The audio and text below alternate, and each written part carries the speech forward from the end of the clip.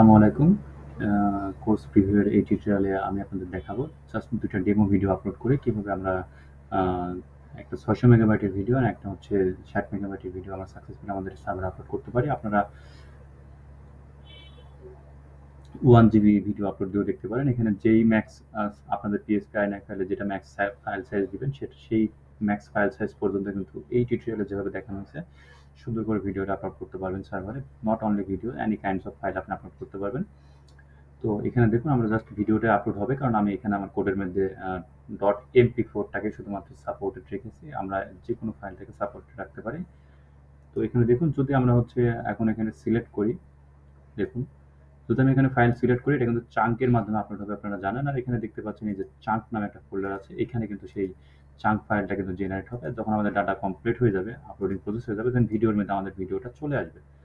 দেখুন আমি যদি প্রথমবার আপনাদের দেখাই আমাদের ছোট ফাইলটা দিয়ে অর্থাৎ 60 মেগাবাইটের যে ফাইলটা আছে জাস্ট আমি এখানে সিলেক্ট করলাম অ্যান্ড দেন এখানে দেখতে পাচ্ছেন আমাদের ভিডিওটা আপলোড হচ্ছে। দেন এখানে দেখতে পাচ্ছেন এই যে আপলোড হয়ে প্রিভিউটা চলে আসবে। অর্থাৎ রিয়াল মাদ্রিদের যে বার্সেলোনার খেলা সেটা কিন্তু প্লেও হয়ে গিয়েছে। অর্থাৎ সাকসেসফুলি কিন্তু আমরা আপলোড করে এবং আমাদের এটা 100% ডান।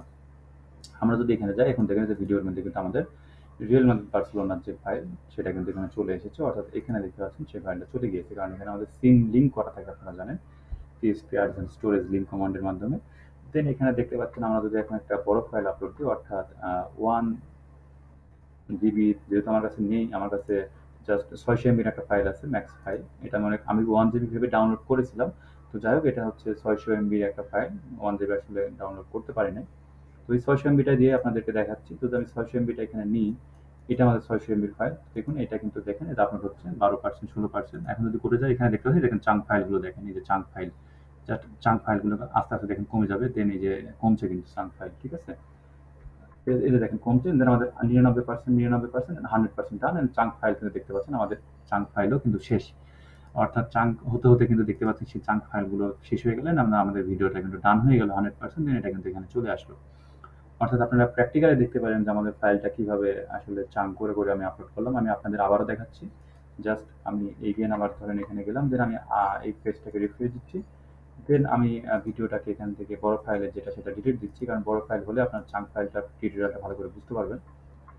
আমি জাস্ট এখন আপনাদের প্রোগ্রেস বারটা দেখাবো না। আপনাদের প্রোগ্রেস বারটা অলরেডি দেখিয়ে ফেললেন। তো আমি জাস্ট এখানে আ এটা সিলেক্ট করতেছি। দেন এখানে দেখেন প্রোগ্রেস বারের মাধ্যমে শুরু হয়ে গেল। অ্যান্ড দেন আমাদের এই যে চাঙ্ক ফাইলটা দেখতে পাচ্ছেন এটা কিন্তু এই যে দেখতে পাচ্ছেন আমাদের চাঙ্ক ফাইল। এই যে দেখেন চাঙ্ক ফাইল কিন্তু দেখেন আস্তে, আস্তে, আস্তে, আস্তে এটা কিন্তু কি হচ্ছে বাড়তিছে এবং কমতেছে, কমতেছে, কমতেছে অ্যান্ড দেন ডান।